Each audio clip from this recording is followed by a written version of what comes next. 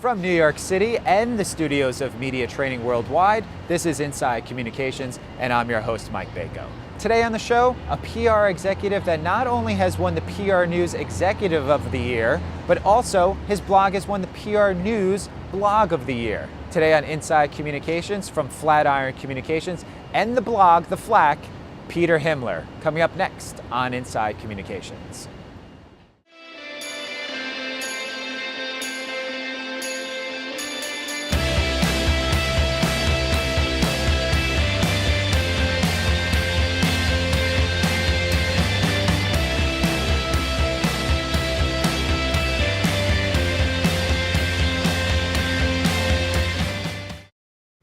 Thanks for joining us today on Inside Communications. My pleasure, Mike.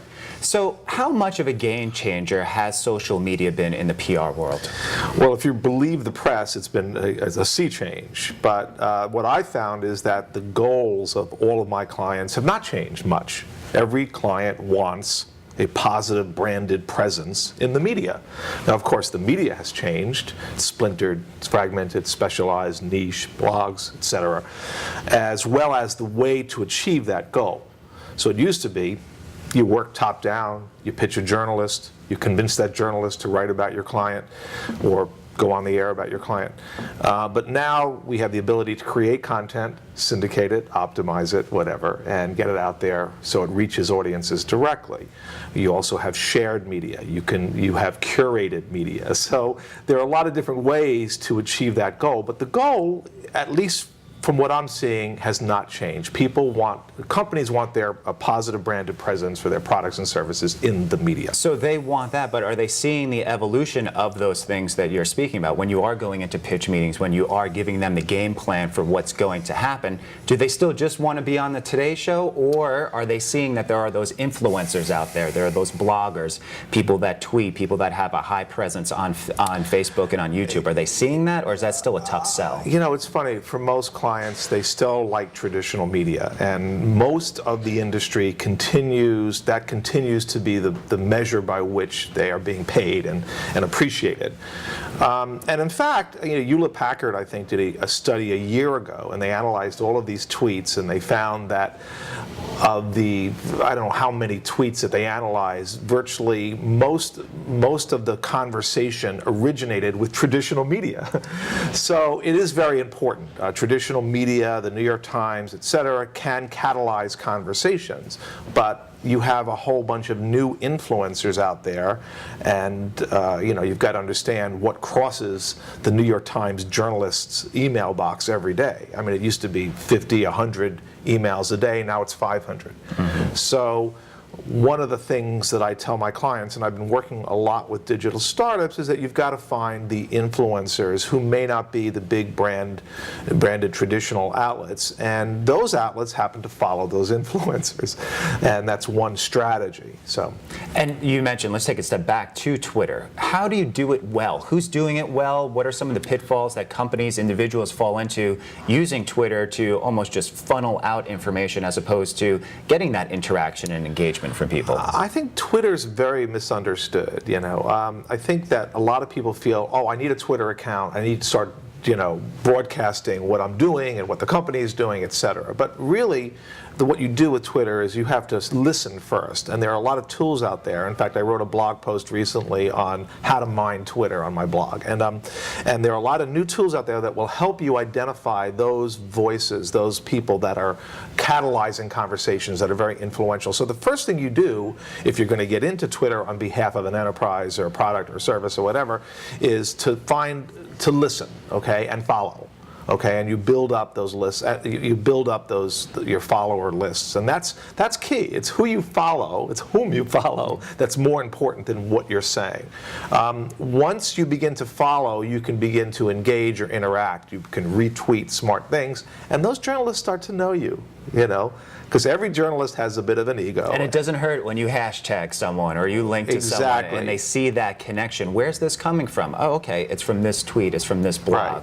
I'll tell you, I get notes back from folks that I would never know, I mean, that are very, very influential. And it's just because I retweet their stuff or I push their stuff out there. I don't do it gratuitously. You don't want to. I was going to ask, is there a danger in just becoming known as someone who retweets, who tries to repurpose things and not coming up with your own original content and ideas? I think curation is really important. And so it's as important as creating original content. So if you're a good curator and you find stories that are timely and interesting to your sphere of followers, you'll get more followers.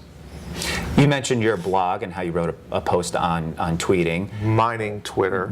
Twitter. So what's the difference between your company website and your blog, The Flack?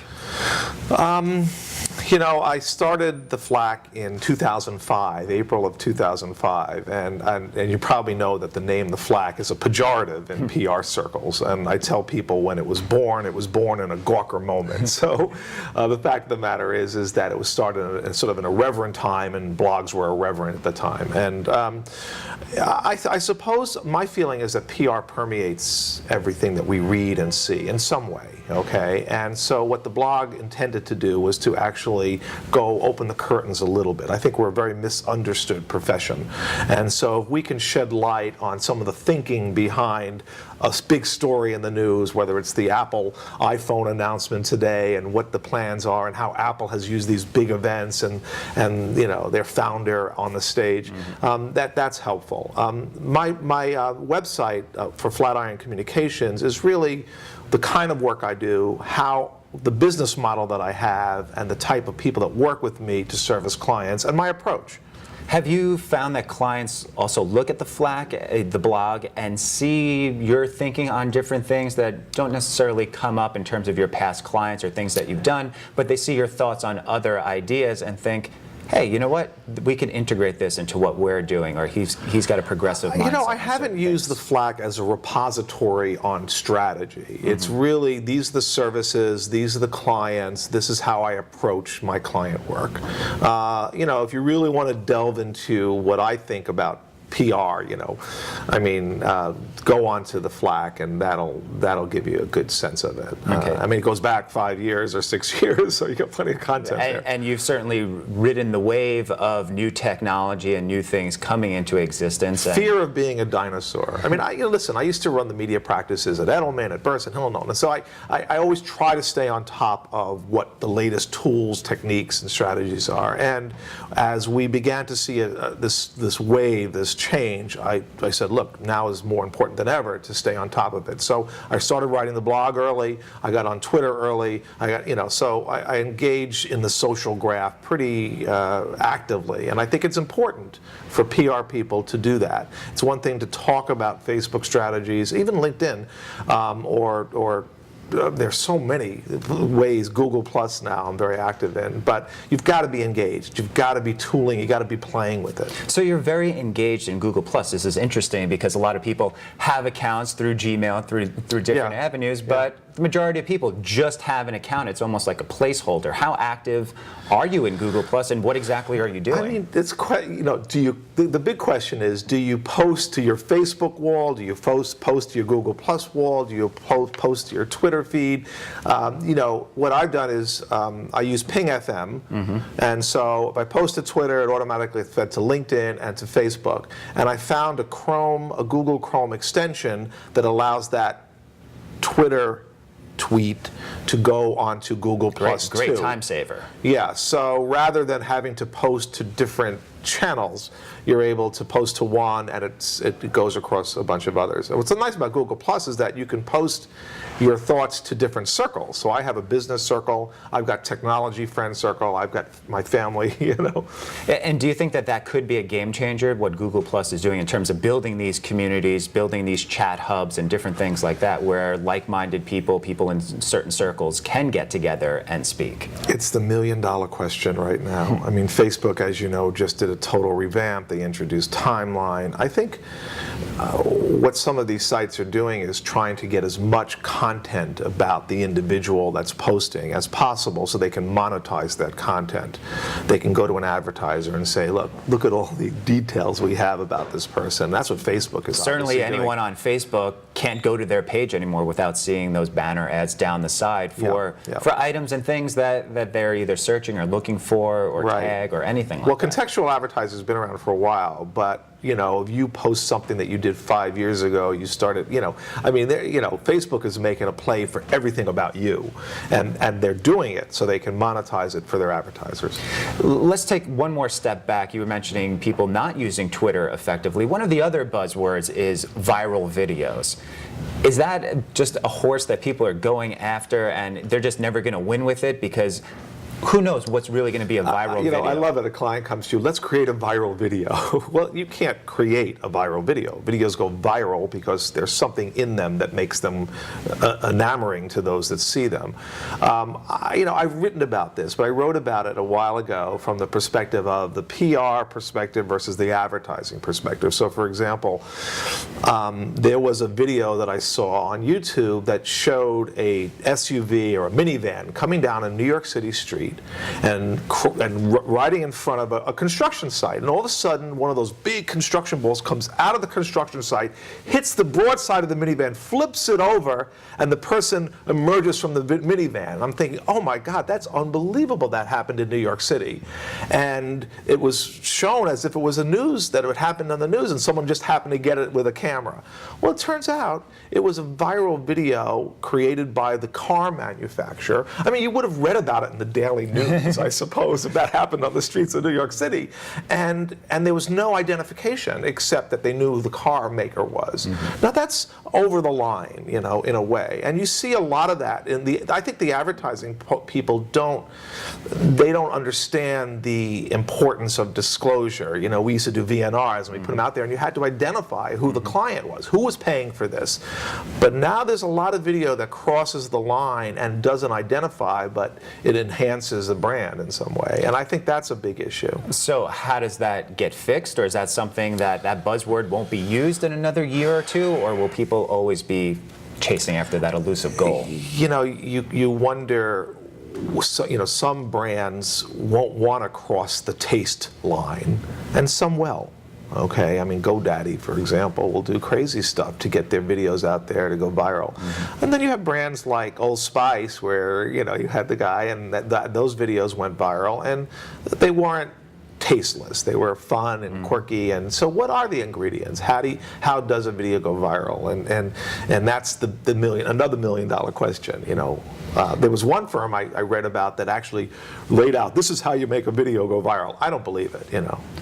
What do you believe we'll be seeing in a year or two? We spoke about Twitter. We spoke about Google+. We're now talking about viral videos. What's next on the horizon that's somewhat under the radar, but that you're seeing picking up some traction? Well, in a way, it's not a good thing for the PR industry. I mean, if in fact most of the industry is still working through gatekeepers to engage, to try to convince them to do stories, the fact is that these gatekeepers are overwhelmed with pitches. I think I read there were 3-to-1 PR people to journalists nowadays, And then the automation. A lot of failed journalists becoming PR people. Right. And the automation of media relations also has enabled PR people to just blast out innocuous or irrelevant pitches to myriad journalists, and it's made it much, much harder. So journalists are getting their news ideas and story ideas from a bunch of different sources. They can create, obviously, a Google Reader. They can create news.me. There are so many tools out there that can actually help curate for them and bring in ideas to them. And so that's a danger. I think a year from now, it's going to get harder for PR people, Is there a danger in, as you mentioned, over-pitching a journalist just to pitch them, getting into their inbox and then just seeing you and then getting to the point where they just delete you without even looking at it? Can you pitch someone too much? What I found is the issue is not pitching the journalist too much, it's pitching the right journalist with the right story at the right time of day. I mean, you don't want to be pitching a tech journalist today when Apple is having a major news conference in Cupertino. Okay, so you have to know that.